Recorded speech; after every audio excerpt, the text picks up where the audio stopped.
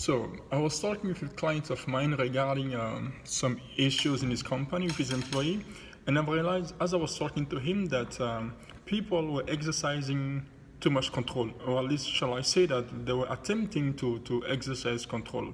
And as I was observing them discussing among themselves, I could see that the need for control was more a way or a vehicle, shall I say, to hide themselves. Indeed, I could see that they were frightened of losing something. I'm not sure what they were frightened of losing, but they were frightened of losing something, so therefore they were trying to be controlling.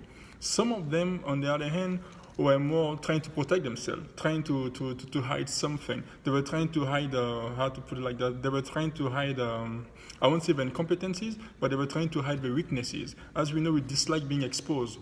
And so we're trying to get involved into trying to control the situation, trying to control the conflict as much as we can, or trying to pull everybody toward us, and we're trying to find ways to have other people agree with you in and solidify our need for control. So you have to remember that in a conflict, or any kind of discussion, a difficult discussion with anybody else, that we must relinquish control if we want to get to a satisfactory resolution. Otherwise, the conflict can be dragged way longer than what it needs to be dragged on.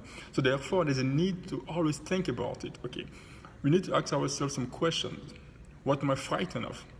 Because the need for control masks and hide being frightened of something, frightened of losing something. Perhaps you might be frightened of being exposed. You might be frightened of showing your weaknesses being exposed. Perhaps you might be frightened of anything. So we have to remember that. And whoever trying to exercise control most of the time doesn't succeed, because control is a sign of weakness. Thank you.